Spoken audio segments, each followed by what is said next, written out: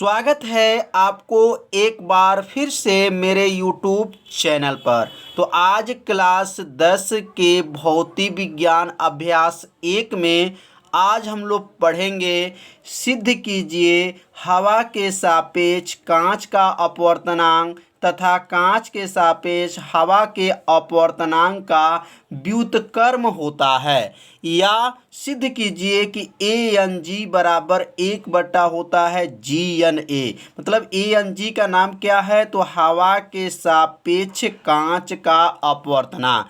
ए से एयर, और एयर मतलब हवा, जी का मतलब ग्लास, ग्लास का मतलब कांच। मतलब ये हवा के सापेक्ष कांच का अपवर्तनांक, एन का नाम क्या है? तो अपवर्तनांक है। तो ए एन जी बराबर क्या होता है? 1/जी एन ए होता है। तो इसको सिद्ध करके बताना है कि कैसे यह आया सूत्र का निगमन। तो आप सभी विद्यार्थी जो है एक एक लाइन अच्छे से समझिए, न जहाँ नहीं समझ में आएगा वहाँ तुरंत कमेंट जरूर कीजिए। तो यहाँ पर जो है सबसे पहले ध्यान देंगे कि यह जो कांच है, कांच को किससे प्रदर्शित करेंगे? तो जी से। और ऊपर जो देख रहे हैं यहाँ पर क्या है? हवा है। अब यहाँ जब प्रकाश की किरणें जब इसके ऊपर सतह पे आएगा तो टकरा करके विक्षेपित हो जाएगा। विक्षेपित मतलब तिरछा हो जाएगा। ये जो प्रकाश की किरण आ गया तिरछा, और टकराने के बाद से क्या होगा? यह विक्षेपित होकर के तिरछा हो जाएगा, और तिरछा होकर के प्रकाश चला जाएगा। तो यह जो है आपतन कोण है, और यह जो है अपवर्तन कोण है। अपवर्तन कोण को किससे प्रदर्शित करेंगे? तो आर से। और आपतन कोण को किससे प्रदर्शित करेंगे? तो आई से प्रदर्शित करते हैं। तो यहाँ पे क्या है? जब प्रकाश की किरण एक माध्यम से जब दूसरे माध्यम में जाती हैं तो अपने मार्ग से क्या होती हैं? विचलित हो जाती हैं या विक्षेपित हो जाती हैं। तो पहले यहाँ लिखना पड़ेगा कि जब प्रकाश की किरण एक माध्यम से दूसरे माध्यम में जाती हैं तो अपने मार्ग से क्या होती हैं? विक्षेपित हो जाती हैं। तो यहाँ पर आपसे विद्यार्थी से नोट कर लीजिए, जब प्रकाश की किरणें एक माध्यम से दूसरे माध्यम में जाती हैं तो प्रकाश की किरणें अपने मार्ग से क्या होते हैं?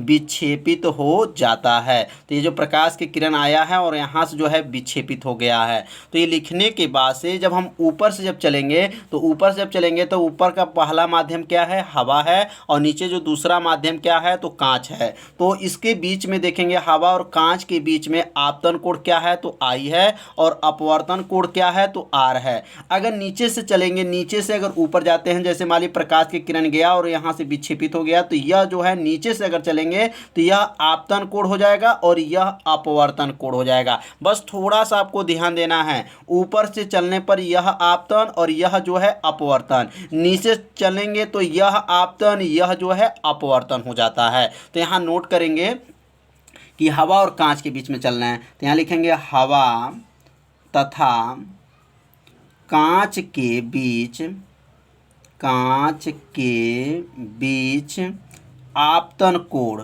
तो बीच आपतन कोण, तो आपतन कोण क्या है? आपतन कोण जो है आई है। आपतन कोण आई, यहाँ लिख लेंगे आपतन कोण आई तथा अपवर्तन कोण, अपवर्तन कोण आर है। अपवर्तन कोण क्या है? आर है। यहाँ लिखेंगे तो के नीचे कामा। अब यहाँ अपवर्तन कोण आर है, तो अब यहाँ स्नेल का सूत्र लिखेंगे। तो स्नेल का सूत्र क्या होता है? स्नेल का नियम लिख सकते हैं। तो स्नेल का नियम आप सभी विद्यार्थी को बताया जा चुका है। अगर आप नहीं जानते हैं तो प्लेलिस्ट में वीडियो है, वहां से स्नेल के नियम के बारे में समझ लीजिए। तो स्नेल का नियम क्या है? किसके किसके माध्यम में आए हैं? तो हवा से किस में आए हैं? कांच में आए हैं। मतलब ऊपर से जब नीचे आ रहे हैं तो यहाँ लिखेंगे ए एन जी, मतलब हवा से हमने कांच में आए बराबर, और यहाँ कोण क्या होता है? तो साइन आई हो जाएगा, बटा क्या होगा? तो साइन जो है आर हो जाएगा। मतलब साइन आई बटा आर, मतलब आपतन कोण हमेशा ऊपर रहता है, तो आपतन कोण, और यह क्या है? अपवर्तन कोण है। तो ए एन जी बराबर साइन आई बटा साइन आर हो जाएगा। तो यह किसका नियम है? तो स्नेल का नियम है। यह बन गया समीकरण नंबर 1। अब यहाँ इसके विपरीत चलेंगे। विपरीत का मतलब इसके जब नीचे से, मतलब हवा से और किस में चलेंगे? कांच से किस में? हवा में चलेंगे।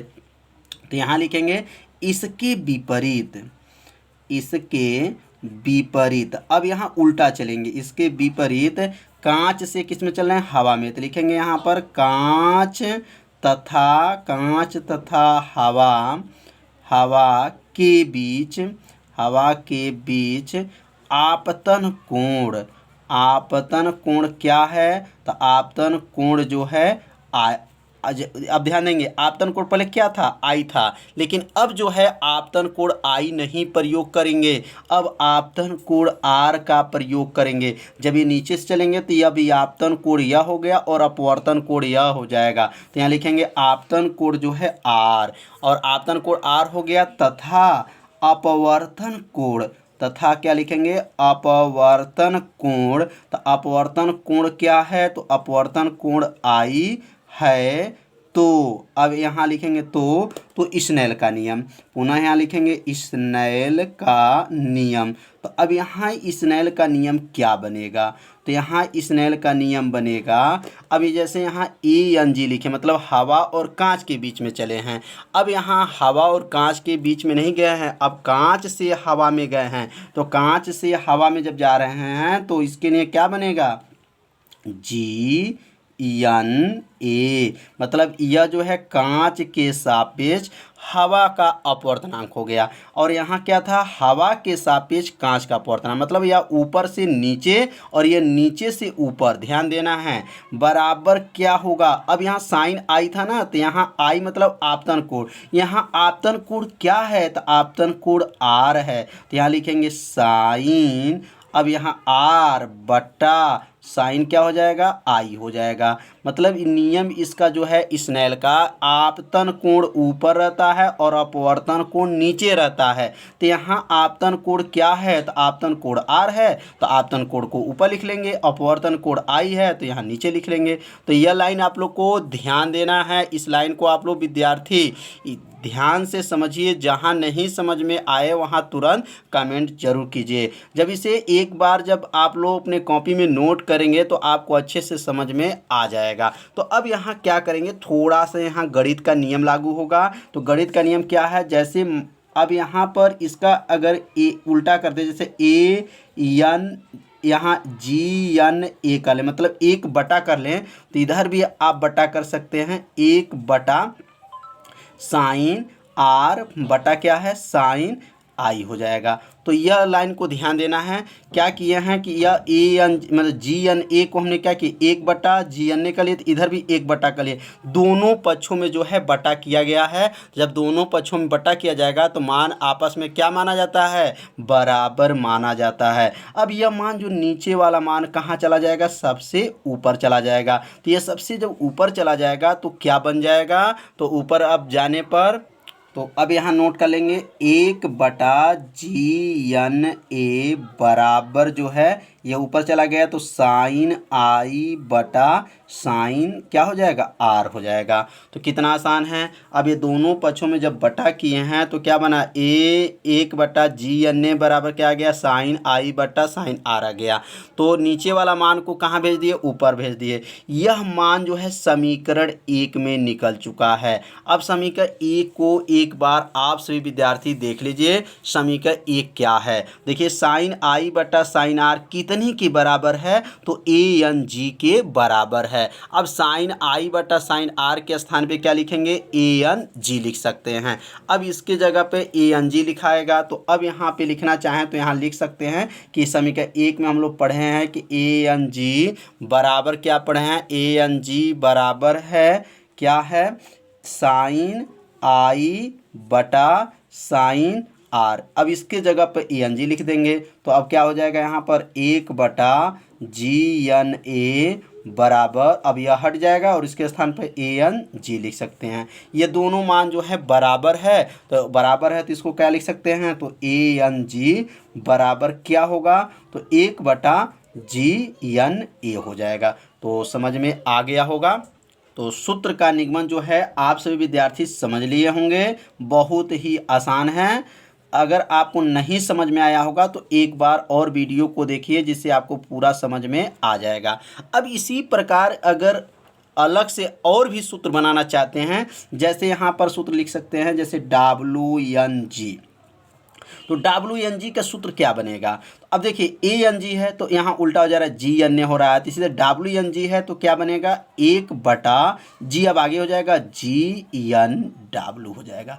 तो ऐसे सूत्र आप बना सकते हैं। जैसे यहाँ पर ANW है तो क्या बनेगा, तो ANW है तो इसका सूत्र हो जाएगा 1/W को क्या कर सकते हैं, आगे कर सकते हैं N, और यहाँ लिख सकते हैं A। तो इसी प्रकार जो है यहाँ पे बना सकते हैं, या लिख लीजिएगा इसी प्रकार। तो सूत्र बनाना जो है, जो एक सीख लेंगे इसी प्रकार जो है इसको बनाया जा सकता है। तो यह सूत्र को आप सभी विद्यार्थी बनाइए, नोट कीजिए। जहाँ नहीं समझ में आया होगा ज़रूर कमेंट कीजिएगा। तो आज का पढ़ाई जो है इतना ही रहेगा। यदि आप मेरे चैनल पर पहली बार आए हैं तो मेरे चैनल को सब्सक्राइब ज़रूर कर लीजिए, क्योंकि आपके लिए यह लाइव क्लास चलाया जा रहा है। तो कल मिलते हैं, तब तक के लिए सभी विद्यार्थियों को नमस्कार।